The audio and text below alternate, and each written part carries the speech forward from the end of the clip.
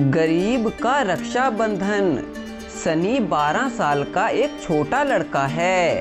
सनी के पापा अनपढ़ हैं, इसीलिए कोई भी उन्हें नौकरी पर नहीं रखता। अब सनी के पापा सड़क पर झाड़ू लगाने का काम करते हैं ताकि अपने परिवार का पेट भर सके। सनी भी अपने पापा के साथ काम पर चला जाता। सनी की माँ लोगों के घरों में सफाई करती।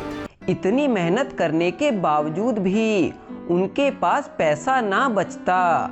सनी के पापा के ऊपर 1 लाख रुपए का कर्ज था जो उन्हें जल्दी से जल्दी चुकाना होगा।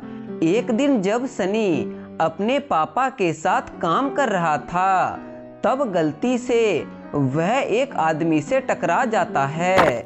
भिखारी, तेरी इतनी हिम्मत, तूने मुझे टक्कर मारी। बेवकूफ कहीं के, तुम जैसे भिखारियों की वजह से हमारे देश में गरीबी है। साहब, मुझे माफ कर दीजिए, मैंने आपको देखा नहीं था, गलती से टक्कर हो गई। साहब जी, माफ कर दीजिए।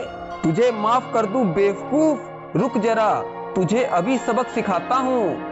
फिर वह आदमी सनी की पिटाई करने लगता है। बेचारा सनी मार खाकर रोने लगता है। ऐसे ही कुछ दिन बीत जाते हैं।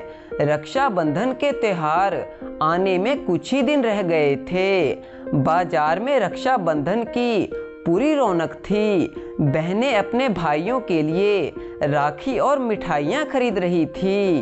पापा, रक्षाबंधन का त्योहार आने वाला है, मुझे भी मिठाई खानी है। पापा। बेटा, त्योहार तो सिर्फ अमीरों के होते हैं। हम गरीबों को तो 2 वक्त का भोजन मिल जाए वही बहुत है। अच्छा बेटा, अब मैं काम पर जा रहा हूँ, तभी तो आज रात को रोटी के लिए पैसे बना पाऊंगा। उसी गांव में पूजा नाम की लड़की रहती है। वह बहुत ही अमीर लड़की है। पूजा के पिताजी बिजनेसमैन हैं और उसकी माँ हाउसवाइफ है। पूजा के पास बड़ा घर, पैसा, प्यार करने वाले माता पिता सब कुछ हैं, पर पूजा का कोई भी भाई नहीं है। इसीलिए पूजा को एक भाई की कमी महसूस होती है। एक दिन पूजा के स्कूल में बच्चे आपस में बातें कर रहे थे। अरे, मैं तो इस बार अपने भाई को 4-4 राखियां बांधूंगी। पूजा, तुम अपने भाई के लिए कैसी राखी खरीद रही हो? इसका तो भाई है ही नहीं, यह किसे राखी बांधेगी? इसे क्या पता भाई बहन का रिश्ता कैसा होता है। यह सुनकर पूजा बहुत ही दुखी हो जाती है और घर वापस चली जाती है। पूजा खुद को एक कमरे में बंद कर लेती है। विमला, पूजा को क्या हुआ? वह बहुत गुस्से में अपने कमरे के अंदर जा रही थी।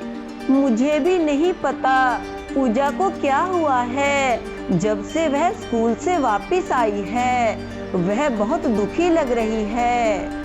तब वे दोनों पूजा के कमरे के दरवाजे को खटखटाने लगते हैं। पूजा बेटी, क्या हुआ तुम्हें? कोई प्रॉब्लम है तो हमें बताओ। अगर कोई बात हुई है तो हमें बताओ बेटी। चले जाइए आप लोग, मुझे किसी से कोई बात नहीं करनी। प्लीज बेटी, ऐसा मत करो, हमें बताओ ना तुम्हें क्या हुआ है। अगर आप सुनना ही चाहते हैं तो मुझे एक भाई चाहिए जिसकी कलाई पर मैं राखी बांध सकूं। बेटी, तुम यह क्या कह रही हो? हम इतनी जल्दी तुम्हारे लिए भाई कहाँ से लाएंगे?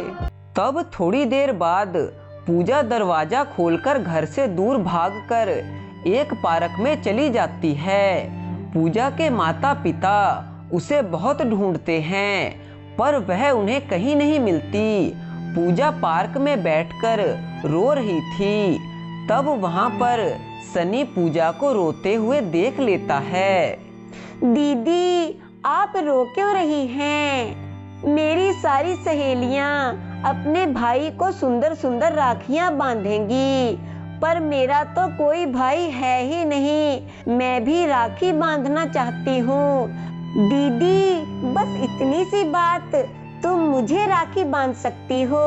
मैं भी तुम्हारे भाई की तरह हूँ।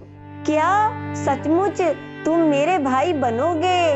हाँ दीदी, पर पहले हम घर चलते हैं। आपके माता पिता आपको ढूंढ रहे होंगे। फिर वे दोनों पूजा के घर चले जाते हैं। पूजा सनी की कलाई पर राखी बांध देती है और उसे स्वादिष्ट मिठाई का डब्बा देती है।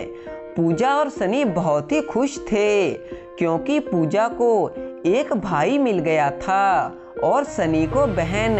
पूजा के पिताजी सनी का एडमिशन पूजा के स्कूल में ही करवा देते हैं। इस प्रकार वे दोनों मिलकर स्कूल जाते हैं।